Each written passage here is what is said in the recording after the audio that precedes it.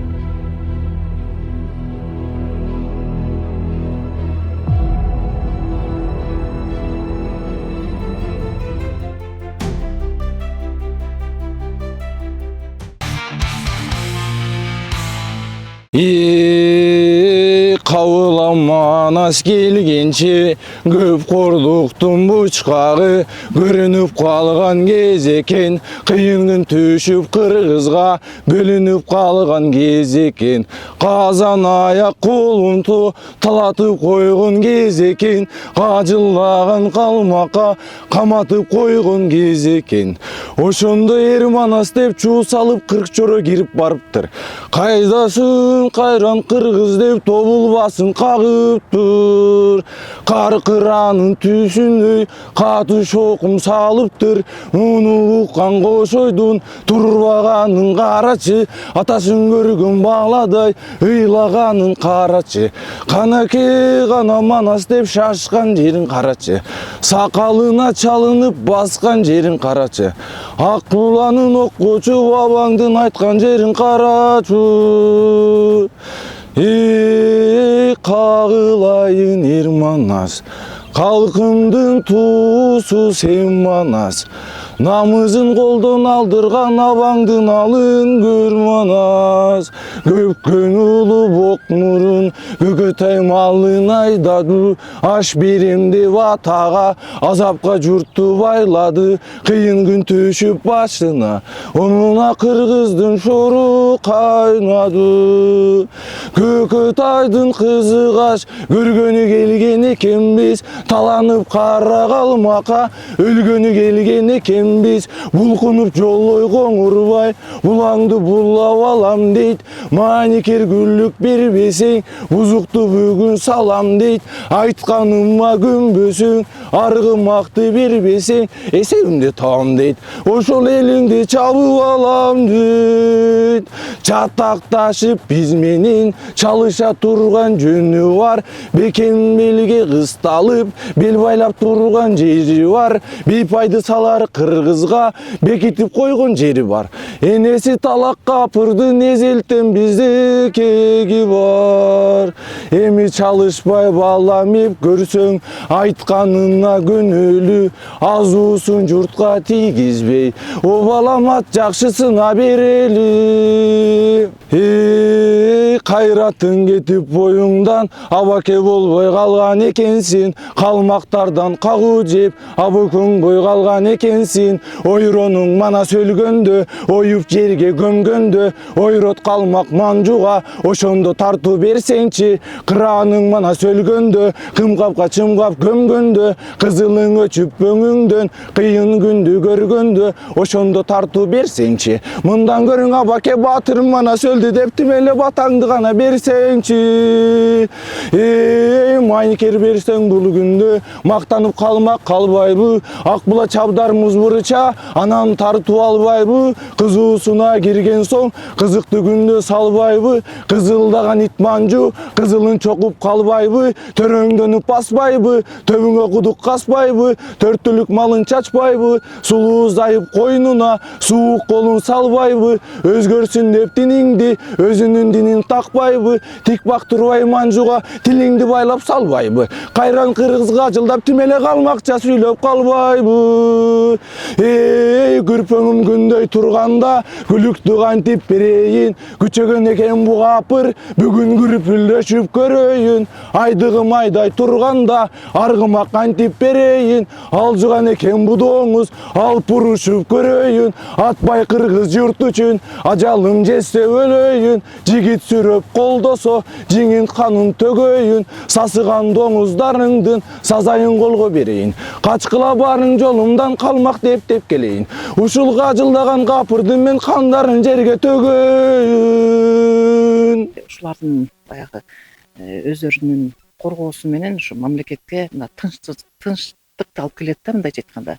Анткени баягы бул кестер кестин тегерегинде да ар кандай возможно жанагы душмандар болушу мүмкүн, сууну улантып ийиши мүмкүн дегендей ар кандай себептер болот да. Ошонун баарын үйрөтүп ошо кестерди кайтарууга абдан даярдык көрүшөт да. Анан мамлекет тарабынан ушу ички иштер министрлигинен дагы атайын ушу жоокерлерге квота берген да, атайын окууга жиберүүдө 20 орун быйылга берилиптир. Абдан мен сүйүнүп атам.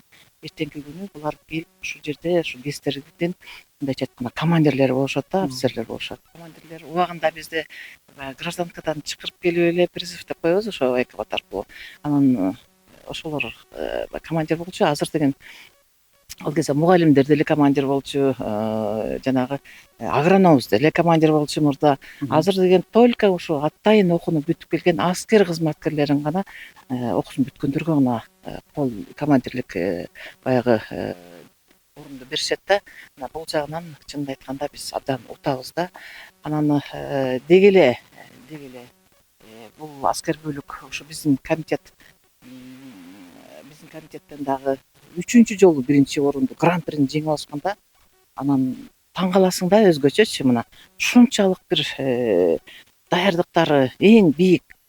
Бул жерге баардык критерийге абдан баары кирет да. Бул жерде эми эң мыкты бөлүк энелердин көзү менен деген атайын конкурсубуз бар. Мына ошондо дагы 3 жолу 2 жолу гран-при алышкан, ошол аскер бөлүк дагы алган.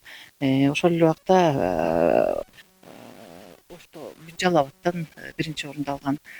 Баардык ушу куралдуу күчтөрдүн ичинен 1-чи же гран-при алыш булар үчүн аябай сыймык да. Ошондуктан мен ишенем, бул аскер бөлүк дайыма алдыда болот.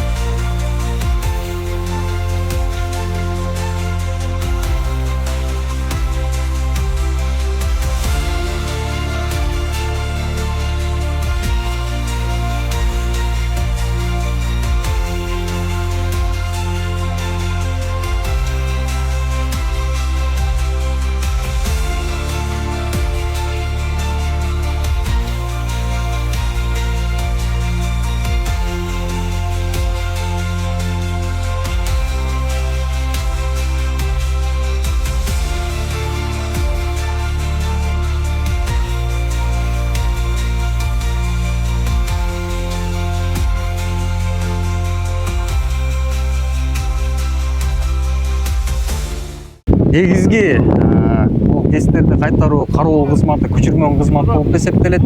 Күчүрмөн кызматка чыгуунун алдында ар бир жоокер моралдык, психологиялык жактан, күчүрмөн жактан абдан жогорку даярдыктар керек. Анткени булар 24 саат бою куралчан кесиптин үстүндө кайтаруу жана коргоо алышат. Ошондуктан бизде өзүнчө программа бар. Программалардын негизинде келген жоокерлерди даярдыктардан өткөрүп, сабактар теориялык жактан, практикалык жактан сабактар өткөрүлөт. Ошондой эле биздин психологдор жоокерлер менен маек курушуп, жоокерлердин моралдык психологияларын аныктап, тесттер алынып, анан моралдык жактан туруктуу болгон жоокерлер гана ушул кызматты аткарууга даяр болот. Мына ошол биздин мекен жана менен программабыз ушул башталган күндөн баштап аскерлердин жашоосун чагылдырып, өз көзүбүз менен көрүп келатабыз. Учурда бардык аскерлердин тамак ашы, жатаканасы, керектелүүчү бардыгы мамлекет тараптан камсыздандырган. Сиздерде да учурда бар жетиштүүбү же жетишпеген дагы атайын бир көйгөйлөр барбы? Бизде азыркы учурда бардыгы жетиштүү.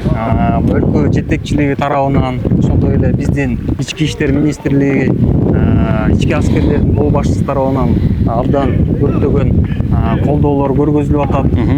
Материалдык, техникалык жактан курал жарак, ошондой эле уздук курамдын кийим кечеси, тамак ашы камсыздоо толук кандуу 100% бардыгы тийиштүү жетекчи иш кагаздары ылайык берилип, азыркы учурда жоокерлерге берилип колдонулда. Ардактуу көрүүчүлөр, өзүңүздөр көргөндөй биз бүгүн Шамалды сайдагы 7706 аскер бөлүгүнүн 8-чи кайтаруу батальонундабыз. Өзүңүздөр көргөндөй мекен жана мен программасы башталгандан бери тапшырмада ушул автоматты канча секундада чачат жана ошондой эле канча секундада курайт деген атайын тапшырма бар. Биз барган аскер бөлүктөрдө күндөн күнгө ылдам чачып курагандардын саны арбын. Бүгүн ушул жердеги жоокерлер канча минут секундада чачат, канча секундада курайт, аны алдыда көрөбүз. Азыр биздин жоокерибиз даяр. Жоокерибиз 1-2-3 деп санагандан кийин биздин автоматты чачып баштамакчы. Башка аскер бөлүктөрүн алдыга чачабы же артта калабы, аны алдыда сиздер менен биргеликте көрөбүз.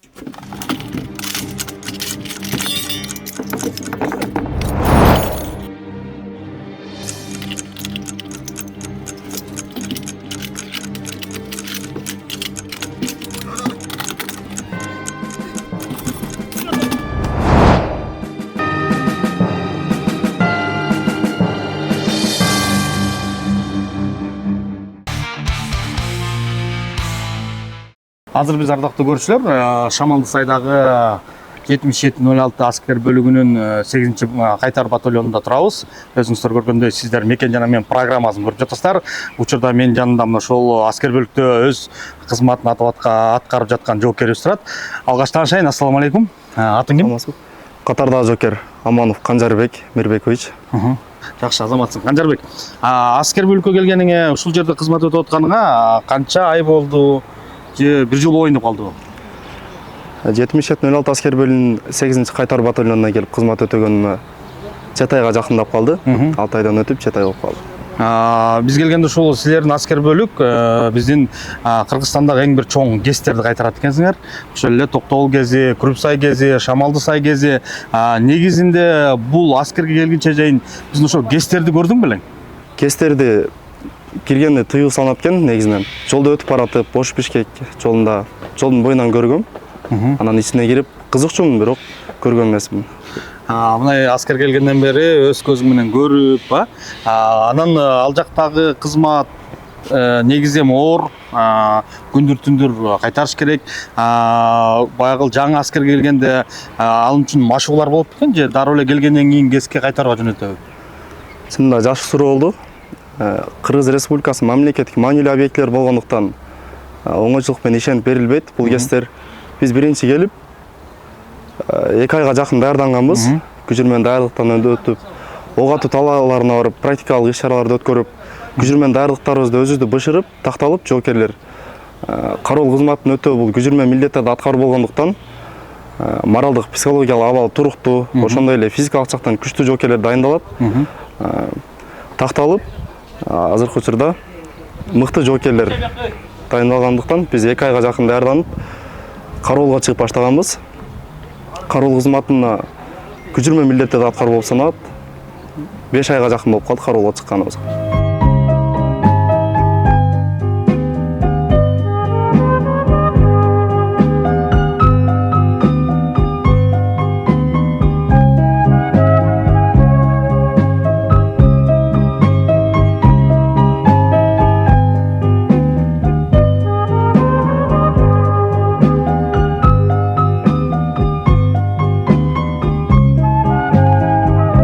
Кезден баштап апама денем мондай сүрөт тартып үйрөткөн да, ал азыр эле сүрөтчү.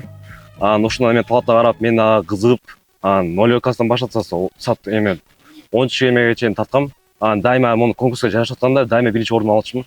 Армияга келгенден кийин өзүм мондай талантымды көрсөтүп, командирге айтып, мондай батальонду коздоп, ушундай эме айткам. Азыр эме ушул эме талантым азыр жакшы эле кетип атат.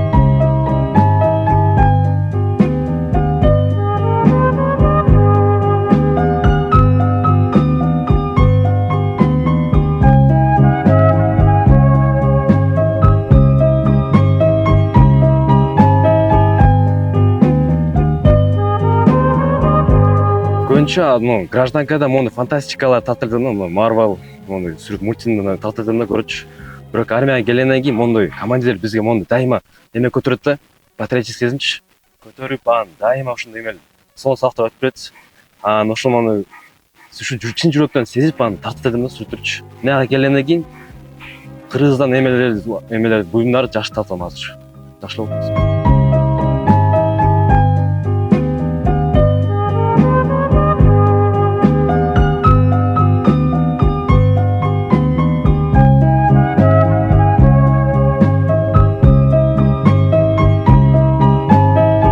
Уктатканда бир моундай түш келет да. Бир моундай чоң келген кезде кайтарып моундай точно тарткан болчу. Мына жакта сакчылар алдында турган болчу. Немел ушул эле күнү туруп, блокнот алып сразу тарткан болчумун. Азыр Албек менен тарткан сүрөт анан ушул эмеси. Биринчи блокнот түшүргөм. Ушинтип уланып кете бергем. Бул азыр туалетный эмес, сүрөт көрүп турган бул эмел. Биздин көчүрмө кызмат ушул жерден башталат. Командирлери бизге монтип эмел, силер эң маанилүү Кыргызстан эң стратегиялык объекти кайтарасыңар деп айткан болчу. Биз ушул көчүрмө кызматты карап, баарыбыз ушуну баардын эмеси тартылган. Мына чоң кез сакчылар, сакчы немеси посту вышкасы айтылат. Анын алдында турганда сакчылар. Биз дайыма монда каралып чыкканда, биз практикалык занятиеде өтөт. Дайыма монда алмашуудан монда патриотический сезим көтөрүлөт. Постто турганда бекем куралга карамап, 60 көчүрмө менен боевой көчүрмөнү окуп менен турасың да. Дайыма ойлойсуң ушул сен кандай эмел мамлекет сага ишенип берип атат. Ишенип ушул чоң кезди кайтарганыңа, ушул патриотический сезим жүрөгүмө толот да. Кийин сыртка чыккандан кийин мындай сезимди мен эч качан унутпайм.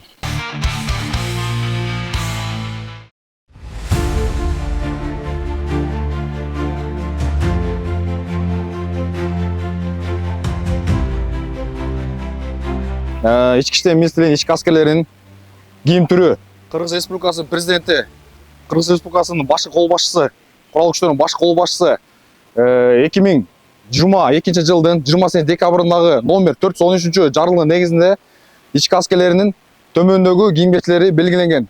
Биринчиден баштасак, бул биздин кийимчегибиз офицерлердин жана келишим негизинде аскер кызматкерлеринин күнүмдүк парадтык жеңи кыска кийимчеси өзүңөр көргөндөй. Кийинкиси офистик кийимибиз, кийинкиси болсо күнүмдүк кийим-кечебиз. Биздин спорттук массалык иш-чараларда эки түрдө кийим-кече белгиленген аба ырайына байланыштуу, аба ырайына ыңгайлуу. Биринчиси кыска футболка, шортик жана жең узун спортивка менен. Биздин кийинки кийим-кечебиз биздин ички иштер министрлигинин ички аскерлерибиздин негизги тапшырма болуп, бул ички иштер органы биргеликте коомдук коопсуздукту камсыз кылууда биргеликте ушундай жилет менен кызматты өтөшөт. Өзүңөр көргөндөй планшети бар, сумкасы менен коомдук коопсуздукту төмөндөгүчө кызмат өтөйт. Биздин кийинки кийим-кечебиз бул күнүмдүк тала кийим-кечебиз.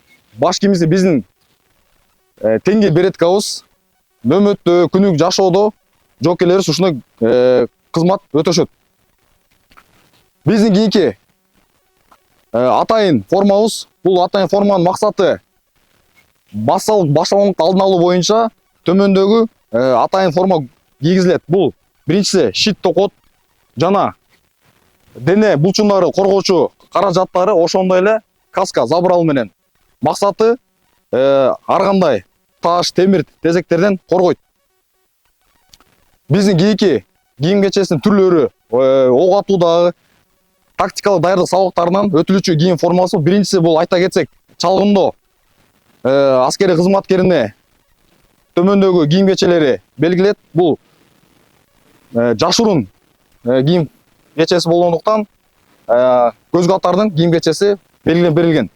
Кийинкиси көргөндөй шаарда ар кандай кырдаалдарда, ошондой эле талаада ар кандай ок атуу, тактикалык даярдыктагы төмөндөгү кийим-кечелер белгилеп берген.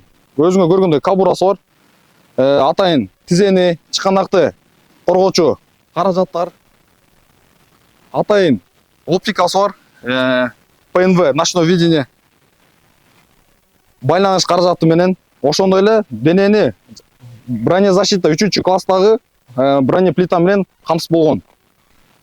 Кийинкиси өзүңөр көргөндөй эле кийимке төмөндөгү кийим-кечебиз. Ички аскерлерде куралдана турган төмөндөгү курал-жаракты айта кетсем, азыркы заманбап курал-жарактар менен камсыз болуудабыз. Бул биринчиси Гарпия Pro 120 аталыштагы антидрондук код. Бул душмандын чалгындоо дрондорун иштен чыгаруу. Бул аралыгы 5 чакырымга чейин жок кылууга күчү жетет. Кийинкиси биздин DJI Mavic 3 Classic квадрокоптер деген каражаттарыбыз. Пульт, эки түрдө пультубуз бар жана ошондой эле коргоочу, канаттар коргоочу каражаттар менен камсыз болгон. Кийинки биздин оптикаларыбыз бар, бинокль ар кандай аралыкка чейин чакырым алуу үчүн ушундай камсыз болгон жана прибор ночного видения. Макаров тапанчасы жеке курал болуп эсептелинет. Кийинки куралдарыбыз автомат Калашникова эки түрдөгү. Биринчиси бул кундагы бүктөлгөн жана жыгач кундагы менен эки куралыбыз бар. Ошондой эле РПГ-7 гранатомету камсыз болгон, өзүң көргөндөй эле пак прибор оптического видения. Кийинкибиз ручной пулемет Калашникова эки түрдө болот. Биринчиси бул коробчатый жана барабанный. Жана кийинкиси 7.62 пулемет танковый. Бунун максаты сотоонуна техникаларга орнотулат. Кай күнү кай мезгилде карабайын, шаттанам келбетиңе баладайын. Кыргызым кыргыз жери Кыргызстан, жаныма дары арча карагайын.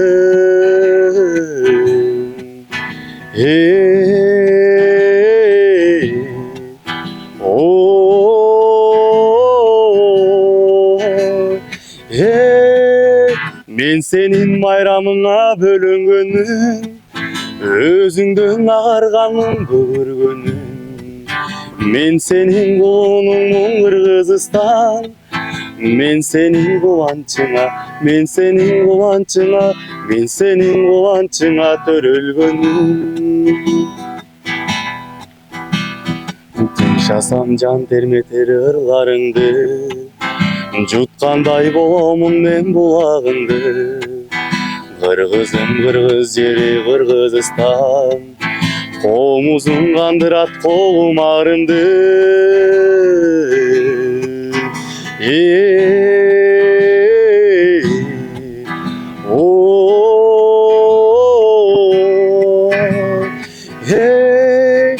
Ару таң ай нурунан туулганым, айтылган сөзгө бекем муңданым. Мен сенин кыраныңмын Кыргызстан, мен сенин кубанчыңа, мен сенин кубанчыңа, мен сенин кубанчыңа туулганмын. Желпилдеп желкеге чаш тараганмын, өзүңдү узгу кылып караганмын. Мен сенин булуңмун Кыргызстан, мен сенин бакытыңа, мен сенин бакытыңа, мен сенин бакытыңа жаралганмын. Мен сени коргоо үчүн жаралганмын. Ички аскерлер жөнүндө ыр жазганмын. Бул ырды армияга келгенден кийин 8-чи кайтаруу батальонго түшкөндөн кийин жазганмын. Ички аскерлер элимдин бактысына түзүлгөн. Бейпилдикте орнотушкан кызмат өтөп жүрмөн. Жүрөгүндө мекени үчүн сүйүү бар, дем күч алган атам манас бабамдан. Кызмат кылат, канын жанын аябай, мүнөзү курч, сүрдүү келет арстандай. Сунуу келсе акыл менен кеңешкен, акылман шер бабам манас атамдай. Ички аскерлер ыкчам топтон түзүлгөн, күн түн дебей кызмат кылат күжүрмөн. Бири кесте элдин камын ойлосо, экинчиси тынчтык үчүн күрөшкөн. Ички аскерлер жаратканым колдосун, эл ичинде жамандыктар болбосун. Элим болот бейпилдикте тынчтыкта, ички аскер баатырлар көп болсо.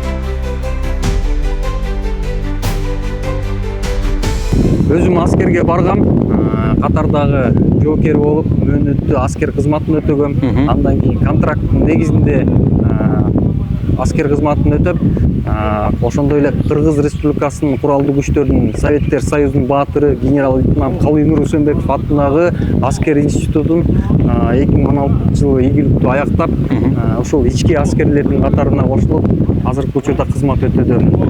Жакшы. Ошол убакта муну сураган себеп дегенде сиз ошол аскерге барган адам катары ушул жоокерлердин жашоо турумузун жоон териңиз менен сезип, алардын баягы жаңы армияга келгени, эми бардыгы жаңы келгенде көнүп кетпесе керек бул жерге, ошолорду баягы көндүрүү, ошол убакта атайын психологдор иштеп, сиздерде деле ошондой болсо керек. Ооба, албетте, биз бардык иш-чаралардын бардыгын байма-бай өткөрүп турабыз. Психологдор менен, жоокерлер менен маектешип, жоокерлердин ата-энелеринин өзүнчө группалары бар. Ата-энелери менен да биз тыгыз байланыштабыз. Ар дайым майрамдык иш-чаралар өтсө, ата-энелерге, группаларга булардын аткарган видеолорун жөнөтүп турабыз. Ата-энелери ыраазычылык билдирип турат бизге азыркы учурда. Мүмкүн азырдагы ушул ата-энелер биздин ушул мекен жана мен программабыздан көрүп жаткан болуш керек. Биздин балдарыбыз деп чындыгында бул бөлүктө таланттуу, өнөрлүү балдарды көп көрүүгө болот экен. Мына ушундай ишиңиздерге ийгилик каалайлык, өлкө үчүн бир мыкты иштерди аткарыңыздар. Биздин эң башкы болгон ушу кестерди кайтарат экенсиздер. Ошол элибизде тынчтык болсо, биримдик болсо, ынтымак болсо, мен ойлойм биздин жоокерлерибиздин да дени сак болот. Ошол убакта жоокерлерге келген биздин жигиттердин да саны арбын болот. Ошондуктан ар дайым кылган ишиңиздерде ийгиликтер болсун. Маек бергениңиз үчүн ыраазычылык билдиребиз. Өзүңүздөр көргөндөй биздин жоокерлердин бир күндүк жашоосун, турмушун көрө алдыңыздар. Негизинде бул жоокерлердин жашоосу өтө кызыктуу. Ошондуктан бизди көрүп жаткан жалпы жаштарга дагы мына ушул аскерге келип, азаматтык милдетиңерди аткарууну сунуштайбыз. Андыктан аскерге келүүдөн эч жакка качпаңыздар.